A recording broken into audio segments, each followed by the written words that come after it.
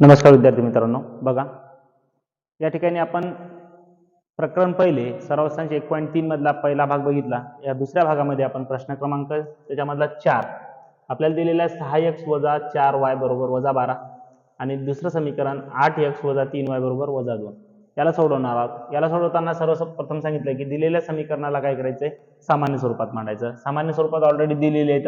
मग आता याला काय करू आपण, सामान्य स्वरूपात मांडल्याच्या नंतर इथं याला लिहू 6x - 4y = -12 व 8x - 3y = -2 ची तुलना कोणासोबत, तर ax + by + c = 0 सी करून यासोबत तुलना केल्याच्या नंतर आपल्याला 6 किमती मिळत असतात.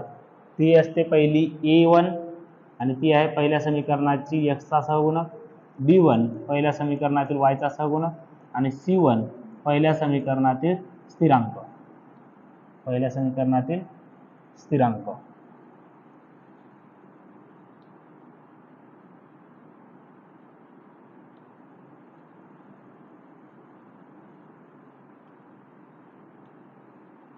या ठिकाणी आपण पहिल्या समीकरणातील स्थिरांक -12 इथे लिहिणार.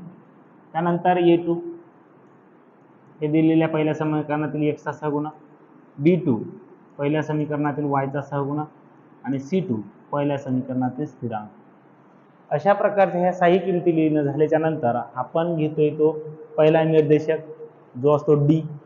या ठिकाणी d बरोबर d असतं 12 म्हणजे a1 a2 b1 b2 बरोबर. आता a1 दिलेलं आपल्याला 6 8 -4 -2 याला जर सोडवलं आपण तर या ठिकाणी येतं 6 × -3 -4 × 8 बरोबर सायंत्रिक 18 धन गुणिला ऋण म्हणजे ऋण 18 इथं ऋण धन आणि हे 8 चोक 32 याचं उत्तर येतं 32 मधून 18 गेले 14 मोठ्या संख्येचं चिन्ह प्लस म्हणून प्लसचे 14. या ठिकाणी d ची किंमत प्लसचे 14 आली. त्यानंतर काढू आपण dx असतो 32 dx बरोबर 32 म्हणजे c1 c2 b1 b2 बरोबर. आता c1 c2 b1 b2 इथं दिलेलं आपल्याला -12 -2 आणि b1 b2 -4 -3 बरोबर काय होईल, तर -12 गुणिला -3 -4 गुणिला -2 याचा जर गुणाकार केला तर या ठिकाणी ते 12 × 36 ऋण गुणिला ऋण धन म्हणून हे 36 असणार आहे तर धनचे. या ठिकाणी 3 ऋणाचे चिन्ह आहेत, ऋण गुणिला ऋण धन होईल आणि धन गुणिला ऋण ऋण होईल म्हणून ऋण आणि या ठिकाणी 4 × 2 4 2 8 बरोबर 36 मधून 8 गेले 28 राहिले. ही झाली d ची किंमत आणि ही झाली dx ची किंमत. त्यानंतर आपल्याला काढायची ती dy ची किंमत. dy बरोबर आपला निश्चयक असतो 13 म्हणजे a1 a2 c1 c2 बरोबर. आता ज्या किमती आपल्याला सांगितलेल्या आहेत त्या किमती टाका. a1 आणि a2 a1 काय दिलेला आहे, तर 6 8 c1 c2 -12 -2 बरोबर. या ठिकाणी काय होईल, तर 6 गुणिला -2 -12 गुणिला 8 बरोबर. इथं धन गुणिला ऋण ऋण आणि साइन दोन्ही 12 म्हणजे ऋणचे 12 हे ऋण धन होईल 12 8 96 प्लसचे 96 बरोबर. आता 96 मधून 12 गेले या ठिकाणी 84 राहतील आणि मोठ्या संख्येचं चिन्ह प्लसचं आहे किंवा धनचं आहे म्हणून ते धन 84 येतं. हे तीनही निश्चयक मिळवल्याच्या नंतर किंवा तीनही निश्चयकाच्या किमती काढल्याच्या नंतर आपल्याला काढता येतो तो x आणि x ची किंमत असते dx छदस्थानी d. dx किती आहे, तर dx आहे 28 छदस्थानी डी किती आहे, डी 14, 28 छदस्थानी 14 या ठिकाणी जर घेतले आपण तर याचं उत्तर येतं 14 एक 14, 14 दोन्ही 28, 2. म्हणजे x ची किंमत किती आली तर 2. आता y ची किंमत, मग y बरोबर काय असतं तर dy छदस्थानी d, आणि dy किती आहे, dy या ठिकाणी दिलेला आपल्याला 84 छदस्थानी काय तर 14 बरोबर, 14 एक 14 आणि 14 सक 84 या ठिकाणी आपल्याला मिळणारी किंमत y ची 6 आहे बरोबर आहे. म्हणून आता इथे लिहू आपण, म्हणून उकल बरोबर काय तर x, y बरोबर, किंवा या ठिकाणी तुम्हाला बरोबरचं चिन्ह नसेल द्यायचं तरी चालतं, तुम्ही या ठिकाणी जर कॉमा दिला तरीही चालतं आणि सांगितलं काय की x ची किंमत 2,6 ही आहे. अशा प्रकारे आपण या गणिताला क्रॅमर्सच्या पद्धतीने सोडवू शकतो. त्यानंतर आपण बघू पुढचं गणित आपल्याला दिलेलं आहे या ठिकाणी 4m अधिक 6n बरोबर 54, अर्धविराम 3m अधिक 2n बरोबर 28, आणि याला काय करायचंय क्रॅमरच्या पद्धतीने सोडवायचं. सर्वप्रथम आपण बघणार आहोत की दिलेले समीकरण सामान्य स्वरूपात आहेत का, आहेत. सामान्य स्वरूपात असतील तर याची तुलना करायची सामान्य स्वरूपाशी. इथे लिहू आपण काय तर 4m अधिक 6n बरोबर 54 व 3m अधिक 2n अधिक 2n बरोबर 28 ची तुलना कोणासोबत तर ax अधिक by अधिक c बरोबर 0 c करू. यासोबत तुलना केल्याच्या नंतर आपल्याला मिळतात त्या 6 किमती, जशा a1 a2 b1 b2 c1 c2. इथे घेऊ आपण a1 बरोबर 4, b1 बरोबर 6 आणि c1 बरोबर 54. त्यानंतर a2 बरोबर 3, b2 बरोबर 2 आणि c2 बरोबर 28.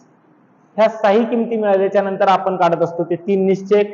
पहिला निश्चयक असतो d, आणि d बरोबर असतं 12 म्हणजे a1 a2 b1 b2 बरोबर. आता a1 या ठिकाणी 4 3 6 2 अशा प्रकारे आपल्याला निश्चयक मिळेल. आणि याला जर सोडवलं आपण तर काय होईल 4 गुणिला 2 वजा 6 गुणिला 3 बरोबर 4 2 8 वजा 6 18, आणि 18 मधून 8 गेले 10 राहिले, मोठ्या संख्येचं चिन्ह वजाचं म्हणून वजाचे 10. पहिल्या निश्चयकाची किंमत आपल्याला सांगितलेली आहे वजाचे 10. दुसरा निश्चय काय दुसरा निश्चयक असतो dx बरोबर काय असतं 32 म्हणजे c1 c2 b1 b2.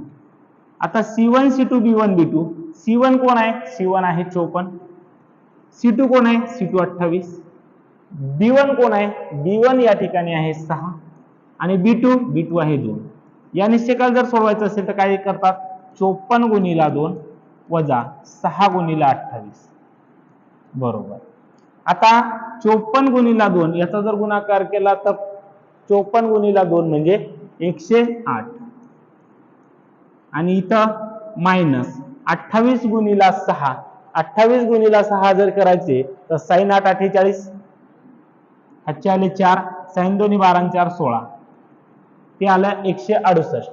168 मधून 108 गेले ते राहिले 60, आणि मोठ्या संख्येचं चिन्ह मायनसचं म्हणून मायनसचे किंवा ऋणचे 60. त्यानंतर तिसरा निश्चय जो आपला तो तिसरा निश्चय का dy का असतो तर 13 म्हणजे a1 a2 c1 c2, a1 a2 c1 c2. या ठिकाणी a1 4 a2 3 आणि c1 54 c2 28 बरोबर काय होईल तर 4 गुणिला 28 वजा 54 गुणिला 3 बरोबर. आता 28 चोक आपण सांगितलं होतं 28 दोन्ही, आपण सांगतो 28 दोन्ही 56 आणि त्याची दुप्पट 55 आणि 55 110 आणि ते 1 आणि 1 2 112 वजा 54 गुणिला 3 50 त्रिक 150 ते 4 त्रिक 12 150 आणि 12 162 162 मधून 112 गेले राहिले 50 मोठ्या संख्येचं चिन्ह मायनस किंवा वजा म्हणून वजाचे 50 या ठिकाणी आपण आता ह्या गोष्टी मिळाल्याच्या नंतर आपण काढणार आहोत ते x ची किंमत मग x बरोबर काय असतं तर dx छेदस्थानी d dx किती आहे dx या ठिकाणी आपल्याला दिलेला आहे 60 कसा तर वजाचा 60 छेदस्थानी d दिलेला आहे वजाचा 10 म्हणून वजाचा 10 बरोबर तर वजा वजा कटले 10 1 10 10 सक 60 त्यानंतर y बरोबर dy छेदस्थानी d आणि dy आपल्याला दिलेला आहे वजाचे 50 छेदस्थानी वजाचे 10 बरोबर वजा वजा कटले 10 1 10 10 5 50 या ठिकाणी आपल्याला x ची आणि y ची किंमत मिळाली म्हणून आपण लिहू शकतो उकल बरोबर कंसात x, y, या ठिकाणी x ची किंमत दिलेली आहे 6, 5 याच्यात बरोबरचं चिन्ह दिले तरी चालते ही आहे अशा प्रकारे आपण हे गणित सोडवू शकतो यानंतर राहिलेलं जे गणित आहे 2x या सराव संच 1.3 मधलं 6वं गणित 2x अधिक 3y बरोबर 2 अर्धविराम x मायनस y छेदस्थानी 2 बरोबर 1 छेदस्थानी 2 हे गणित अशा प्रकारे लिहून देतो मी 2x अधिक 3y बरोबर 2 अर्धविराम x वजा y छेदस्थानी 2 बरोबर 1 छेदस्थानी 2 अशा प्रकारचं गणित दिलेलं आहे आणि या गणिताला आपल्याला कॅमर्स पद्धतीने सोडवायचं सर्व मित्रांना माझी विनंती आहे की तुम्ही 5 गणित मी सोडून दिलेले आहेत ते बघितलेले आहेत त्या 5 गणिताचाच उपयोग करून हे 6वं गणित सोडायचं आणि याचं उत्तर कमेंट बॉक्स मध्ये सांगायचं धन्यवाद